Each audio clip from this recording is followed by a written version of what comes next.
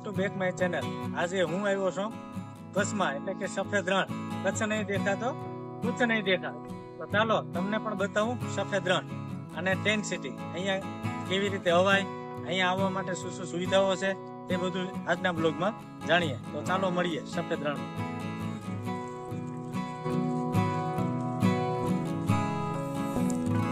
આમ તો સફેદ રણ આવવા માટે ભુજ થઈને જવું પડે અને ભુજ માટે ટ્રેન અને બસની સુવિધા મોટે ભાગે ગુજરાતના કોઈ પણ સ્થળેથી છે, પણ અહીંયા સફેદ રણે આવવા માટે કમ્ફર્ટેબલ તો આપણને પ્રાઇવેટ સાધન જ રહેશે, કારણ કે તે અંદર આવેલું છે અને ત્યાં પ્રાઇવેટ સાધન અને સરકારી સાધન બહુ ઓછા અવેલેબલ છે। આ અત્યારે પાર્કિંગનું સ્થળ આવી ગયું અને અહીંથી આપણે ચાલીને આ ગેટેથી અંદર જવાનું છે, ત્યાંથી ચાલીને આપણે સફેદ રણ તરફ જવાનું છે। તો ચાલો જઈએ સફેદ રણ। અને જો આ ઉપર કદાચ અવાજ આવતો હશે, હેલિકોપ્ટરની પણ સુવિધા છે। જે લોકોને હેલિકોપ્ટરથી આનો દ્રશ્ય માણવું હોય તે પણ માણી શકે। જો આ હેલિકોપ્ટર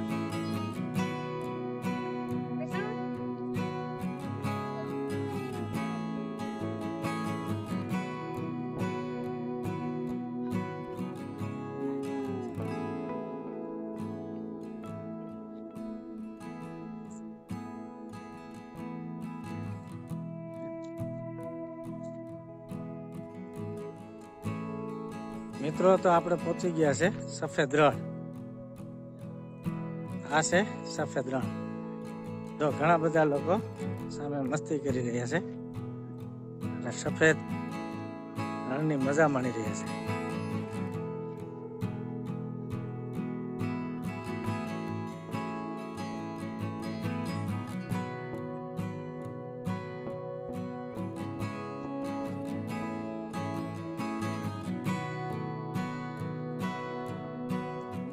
સફેદ રણ એટલે એક પ્રકારનું નમક। દરિયાનું પાણી જામી જાય એટલે મીઠું થઈ જાય અને સૂર્યના કિરણો એની ઉપર પડતા એકદમ સફેદ વધારે પડતું દેખાય, એટલે આપણે એને સફેદ રણ કહીએ। અને લોકો માટે પર્યટનનું એક બહુ મહત્વનું અને મોટું સ્થળ, જેને ગુજરાત સરકાર પણ પ્રમોટ કરે। તો આ એ જગ્યા છે, એ એટલે કે સફેદ રણ। જુઓ, આ બે બાજુ સફેદ રણ આપણને જોવા મળે।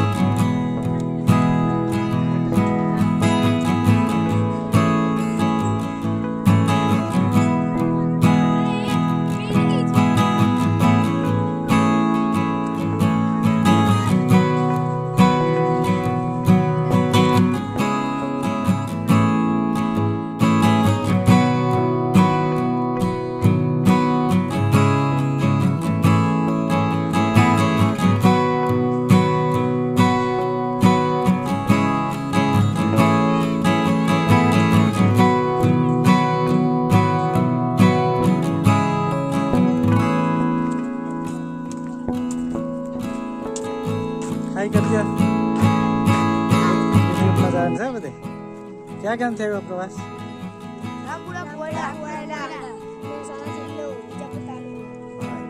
ફરી આવ્યા તમે બધે? કેવી મજા આવી? સફેદ રણ કા કાળો ડુંગર ગયા હતા, બાકી છે? સારું હો, ન્યાય છે।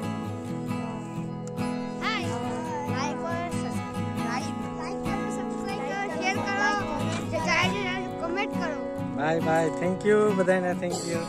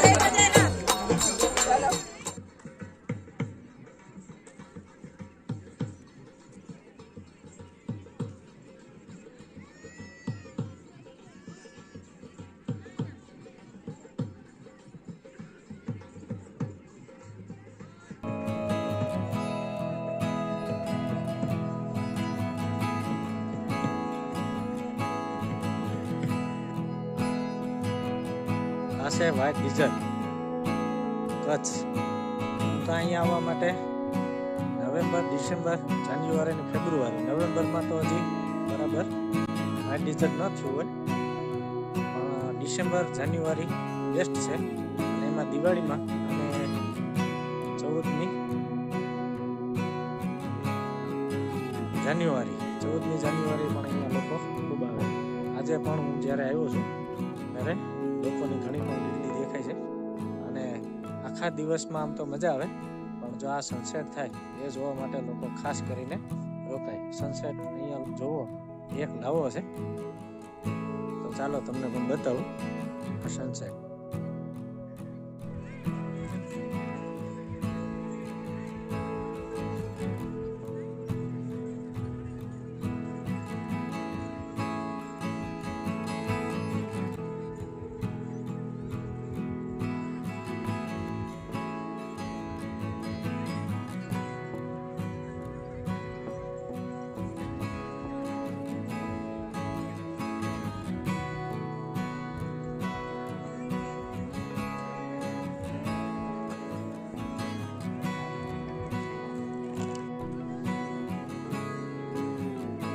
આ છે ખૂબસૂરત સફેદ રણમાં જે સમયને જોવા લોકો આતા દૂર હોય તે સમય, અને તે એટલે કે સનસેટનો સમય.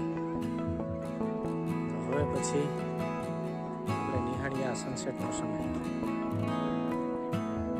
આમ તો કચ્છનું રણ બધું સુંદર જ છે, પણ આ સમય કે જ્યારે સૂર્ય આથમતો હોય એ ઘડીને જોવી અને એનો લાવો માણવો એ બહુ આનંદની વાત છે.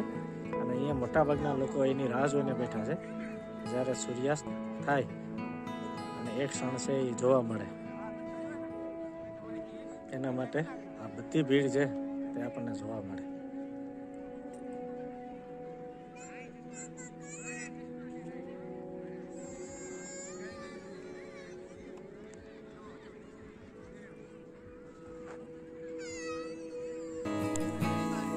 આ સનસેટ જોવો હોય તો મોટાભાગે અહીંયા આપણે રાત્રિ રોકાણ કરવું પડે, અને તેના માટે અહીંયા ટેન્ટ સિટીની સુવિધા ગવર્મેન્ટ તરફથી છે.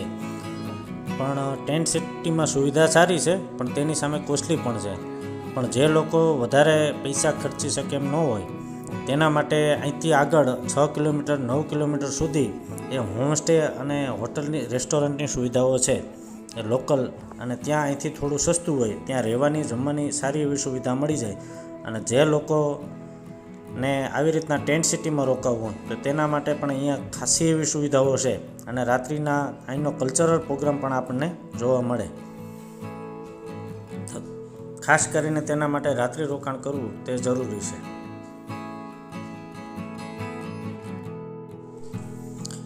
સનસેટ પૂરો થયા પછી અહીં એક લેઝર શો પણ હોય છે, જેવો સોમનાથ મંદિરે હોય તેવો લેઝર શો, ને એનો અલગ વિડીયો હું મૂકીશ.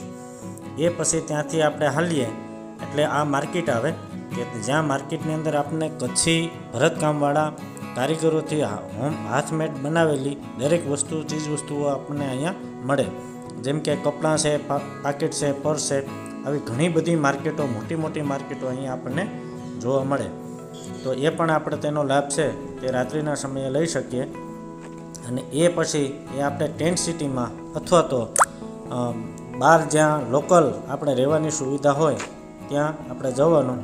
અને હું જે જગ્યાએ રોકાણો હતો તે આ ગોરાવડી ગામ છે, અને ત્યાં આ હોમસ્ટે છે, અને ત્યાંનું લોકલ મકાન એટલે કે ભૂંગા, અને તેમાં રહેવાનો પણ એક વિશેષ આનંદ છે. તો જો આ ભૂંગા કે જ્યાં હું પોતે હોમસ્ટેમાં રોકાણો હતો, અને અહીંયા રોકાવા માટેનો ખર્ચ 2-3 હજારથી માંડી અને 10-10 હજાર સુધીનું ભાડું અહીંયા છે. તેમાં આપણને રહેવાની, જમવાની, નાસ્તા પાણીની બધી સુવિધા મળી જાય છે. પણ ખાસ કરીને અહીંયા આવતા લોકો માટે પ્રાઇવેટ સાધન છે તે બેસ્ટ રહેશે, કારણ કે અહીંયા લોકલ સુવિધા બહુ ઓછી છે. તો ચાલો ફરી પાછા મળશું નવા બ્લોગમાં. તો શેર કરો, સબસ્ક્રાઈબ કરો અને કોમેન્ટ કરવાનું ભૂલતા નહીં.